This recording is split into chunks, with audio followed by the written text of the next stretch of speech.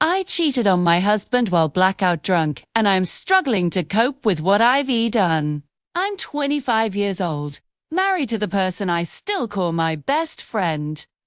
And I did something a few nights ago that I can't undo. I keep replaying the same fragments in my head, like broken pieces of a film reel. The warm yellow lights of the venue. The sticky sweetness of cheap wine on my tongue. The sound of people laughing too loudly. My phone buzzing somewhere in my bag, unanswered. Then nothing. A blank space so wide it feels physical. I cheated on my husband while I was blackout drunk. Remet. Right in that sentence makes my chest tighten. Even now, days later, it feels unreal, like I'm talking about someone else. A reckless stranger wearing my face. My husband and I have been together since we were teenagers.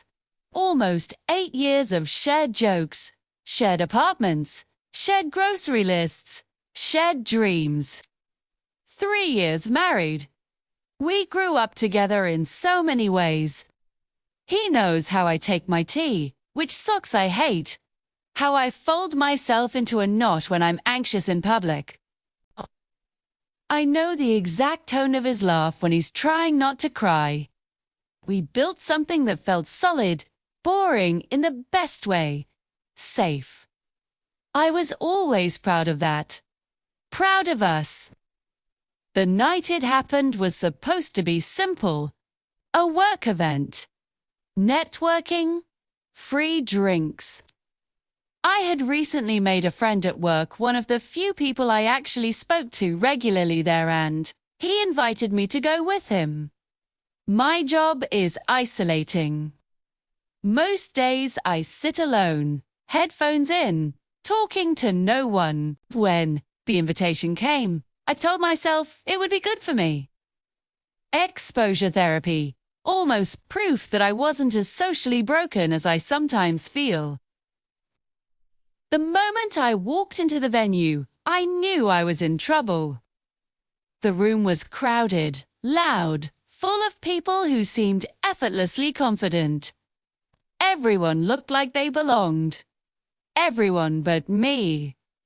My skin felt too tight. My hands didn't know what to do with themselves. My friend introduced me to people whose names vanished before I could store them. I smiled until my cheeks hurt. I nodded at jokes I didn't understand. So I drank. At first it was controlled. A glass of wine, then another. I could feel the familiar loosening in my chest, the way alcohol quiets the constant internal commentary. You're awkward. You're boring. You shouldn't have come. I became warmer, louder, funnier. Or at least I thought I did. Somewhere between, I'm okay, and I need water, I disappeared. I remember talking to a man. Just talking. Small things, ready your work. Do you like it here? I remember telling him about my husband, how kind he is, how patient, how he makes the best pancakes on Sunday mornings. I remember feeling proud, like saying those things out loud was proof that I was loyal, that I was safe. And then there's nothing. No memory of leaving the venue. No memory of a taxi. No memory of agreeing to anything. No memory of a door opening, or a couch, or a bed.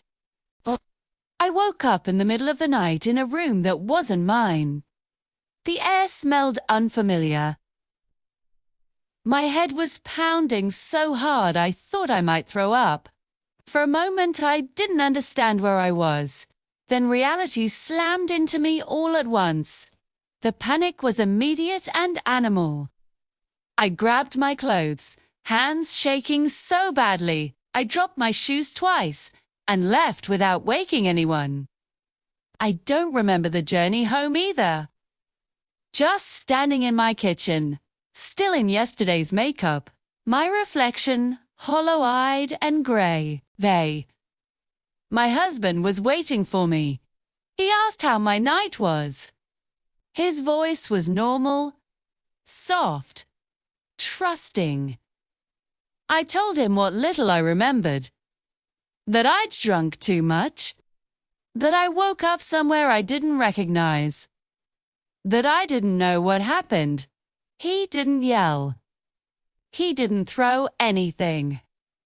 He just looked at me like something precious had cracked in his hands. The next morning, while I sat on the edge of the bed shaking, he messaged the man from my phone, pretending to be me. He needed to know. We both did. The reply was short, vague. He said he didn't remember much either. Then I'd been handsy after the event. That word lodged in my throat like glass.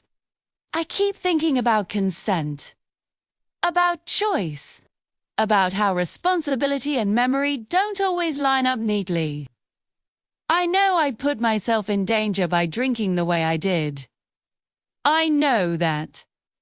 I own that. But the emptiness in my memory scares me more than I can explain. There's another layer to this that makes everything heavier. When I was 16, I was raped. Oh, I almost never say that word out loud. I learned early that people either get uncomfortable or curious, and neither reaction feels safe. 4 years after it happened, I tried to outrun the memory. I drank too much. I flirted with danger. I confused attention with control. I told myself I was free because I was reckless, because I didn't care. Then I met my husband. He didn't fix me. That's a myth people like to tell about love. But he gave me a reason to want something better. A reason to be careful. Slowly, I stopped drinking so much. I stopped putting myself in places where I might lose myself. There were a few close calls early in our relationship. Nights when I drank too much and danced too close to strangers, or wandered off with people just to feel wanted. I always told him, always. I was terrified of becoming the kind of person who lies.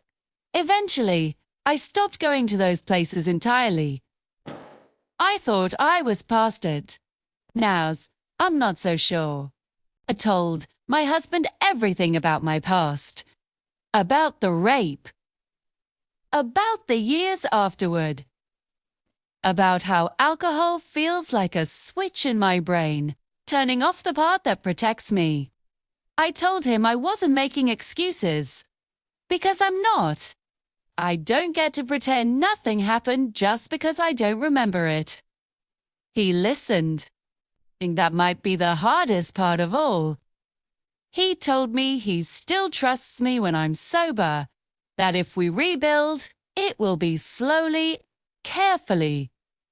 In small, fragile steps. We still sleep in the same bed. Sometimes, he reaches for me in his sleep like he always has. Muscle memory refusing to accept what his mind is still trying to understand. He hugged me yesterday. Just for a moment. I cried into his shoulder like a child. I've sworn off alcohol. Not dramatically.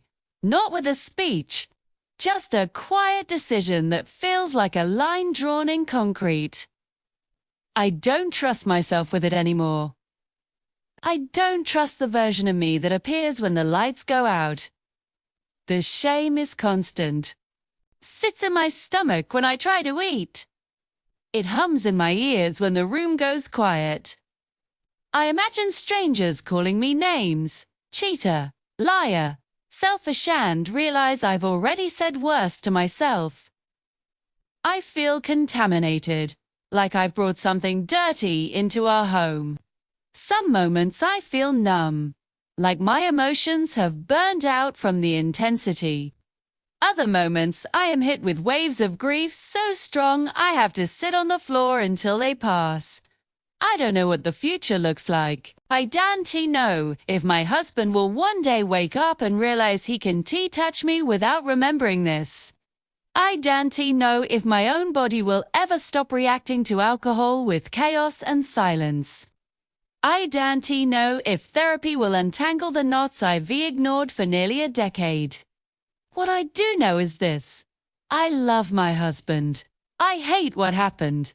I am terrified of myself in ways I never was before. And I am trying, clumsily and imperfectly, to become someone safe again. Not just for him, but for me. Some nights, I lie awake next to him, listening to his breathing, memorizing the sound as if it might disappear. I want to reach back in time and pull myself out of that room, away from the bar, away from the glass in my hand. I want to protect the life we had with the ferocity of someone who finally understands how fragile it always was. I don't know if love can survive this, but I know it deserves honesty. And this every ugly, broken part of it is mine to carry. Thanks for watching. Don't forget to like, subscribe, and drop a comment below.